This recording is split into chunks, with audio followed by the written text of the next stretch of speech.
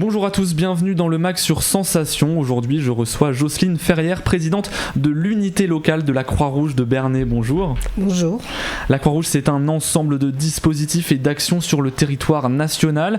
La délégation territoriale de l'Eure propose 7 antennes locales, dont celle de Bernay, dont vous êtes la présidente. Pour commencer cette émission, est-ce que vous pouvez nous présenter les différentes actions de la Croix-Rouge ? Et bien sûr, la Croix-Rouge, il y a les secouristes, la vestiboutique, la HRDA, donc la halte répit pour personnes atteintes de maladie Alzheimer et de maladies dégénératives, et l'aide alimentaire en urgence qui est pour les personnes dans le besoin. Dans les besoins, voilà, d'urgence. Globalement, quels sont les objectifs de la Croix-Rouge ? Les objectifs, c'est surtout de venir en aide à toutes ces personnes qui en ont besoin, comme les secouristes par exemple, qui eux sont souvent sur des missions les week-ends, appelés sur certaines unités qui ont besoin de renforts, sur des missions comme le tracteur pooling et puis bien d'autres, bien sûr. Voilà, parce que les secouristes donc, sont présents aux différents événements qui sont organisés à Bernay. Des actions très variées donc, que propose la Croix-Rouge sur tout le département de l'Eure. Mais la Croix-Rouge est donc bien connue pour ses secouristes. À Bernay, l'équipe se compose de 6 personnes formées au premier secours. Quelles sont concrètement leurs missions ? Alors leur mission, c'est-à-dire qu'on a donc un directeur, nous avons un directeur adjoint et nous avons 6 secouristes diplômés. Et dont en ce moment une stagiaire IDE et une étudiante en médecine. Alors les secouristes, on l'a dit, interviennent sur différents événements. Voilà, c'est ça. Qu'est-ce qu'ils font lors de ces événements ? Lors de ces événements, ça peut être aussi, par exemple, s'il y a une inondation, ils seront là pour aider les personnes, les protéger, les secourir évidemment. Et puis il y a aussi les formations qu'il va y avoir prochainement. Nous allons former un formateur, donc il va y avoir aussi les formations PSE1 et ces secouristes, ils sont formés en PSE2, donc bien sûr bien au-dessus d'un poste, bien au-dessus d'une formation de premier secours. Alors justement, c'est la Croix-Rouge de Bernay qui propose les formations pour être secouriste. Comment ça se passe ? Non, ce sont des personnes qui nous appellent et qui demandent s'il y a des formations de PSE1, parce que c'est vraiment le premier secours. Donc c'est pour ça que là, il faut absolument que nous ayons un formateur. Nous en avions un, mais il est parti. Donc actuellement, on se débrouille sur une autre unité, mais bien sûr. Et là, il y a le forum des associations qui va arriver le 2 septembre. Donc là, forcément, il va y avoir des inscriptions. C'est vrai que la Croix-Rouge fonctionne grâce à des dons, à la participation de la population, parce que la majeure partie des intervenants de la Croix-Rouge sont bénévoles. Dans l'Eure, pas moins de 450 bénévoles interviennent sur le territoire. Est-ce qu'à Bernay, vous êtes justement à la recherche de bénévoles, notamment de formateurs pour les secouristes ? Oui, effectivement, comme je le disais tout à l'heure, il nous faudra un formateur, mais qui est normalement prévu. Et surtout, il faudrait au moins 2 ou 3 bénévoles pour la vestiboutique.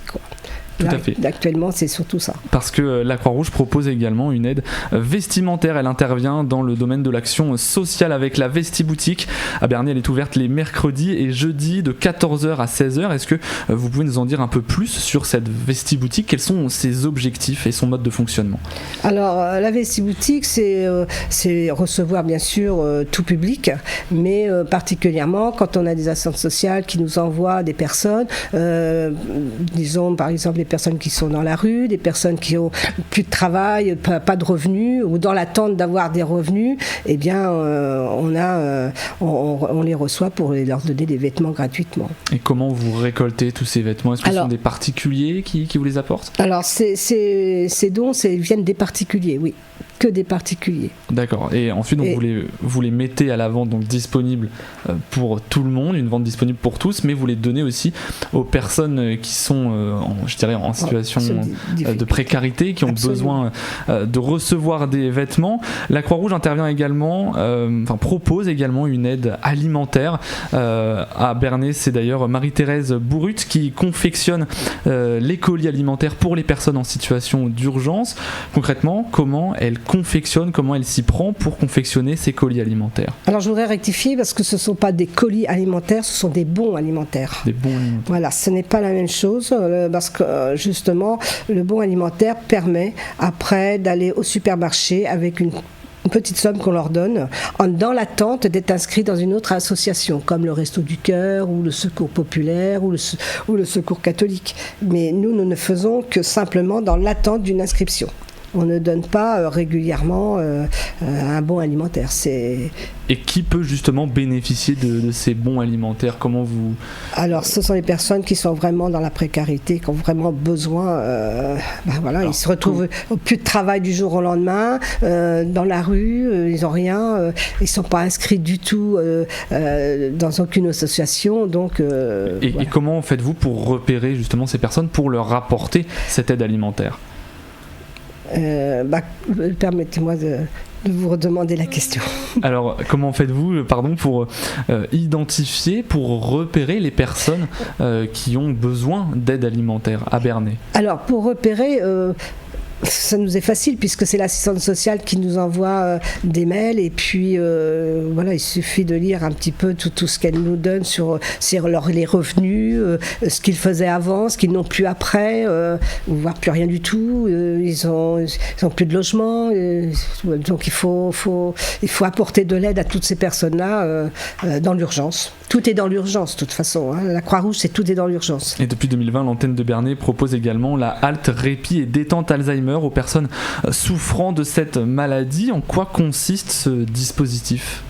Alors, la halte répit, c'est un lieu où on accueille les personnes atteintes de maladie Alzheimer et autres maladies dégénératives, mais aussi c'est surtout pour apporter de l'aide à l'aidant, c'est-à-dire de souffler, d'aller un peu prendre l'air, aller chez le coiffeur, aller se faire des randonnées, comme j'ai une dame, elle fait de la randonnée, le temps que son mari est à la halte répit et donc ça apporte un énorme soulagement. Donc c'est un dispositif qui vous tient particulièrement à cœur. On rappelle que c'est un dispositif propre à l'antenne de Bernay dans l'Eure. Alors pourquoi ce projet était-il si important pour vous ? Pourquoi avoir décidé de mettre en place cette halte répit à Bernay ? Alors j'ai mis ce projet en route quand je suis partie à la retraite. Je me suis occupée de personnes atteintes de maladie Alzheimer dans des accueils de jour, dont un à Paris et puis l'autre que j'ai terminé sur ma carrière sur l'accueil de jour de Bernay, à l'hôpital de Bernay.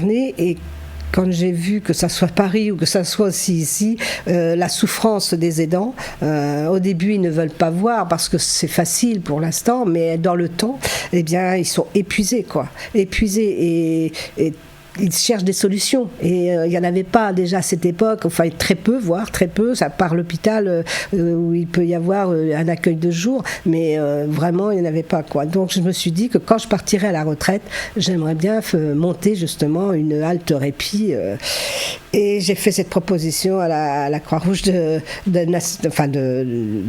l'Eure qui m'ont accepté mon projet et qu'il y a déjà dans le Calvados et dans la région parisienne. Et au mois d'avril donc vous aviez organisé une journée porte ouverte sur ce dispositif. Comment elle s'est passée ? Quels étaient les objectifs de cette... Les objectifs, c'était de faire connaître surtout la halte répit, de faire voir aussi ce que l'on fait sur la halte répit, parce que la halte répit, c'est pas juste amener les personnes et puis de leur faire écouter de la chanson, c'est aussi travailler un petit peu sur, on va dire la mémoire, mais c'est entre parenthèses, puisque c'est surtout pour faire des jeux de mémoire, pour faire des jeux ludiques, des choses comme on fait un petit peu aussi maintenant, on a mis en place une petite gymnastique douce pour les détendre, travailler sur la respiration, enfin plein de petites choses qui fait que ça leur fait du bien, on voit bien que quand ils repartent, ils sont contents. Et très rapidement, et les valoriser aussi. Surtout. Pour finir cette émission, comment devenir bénévole pour la Croix-Rouge ?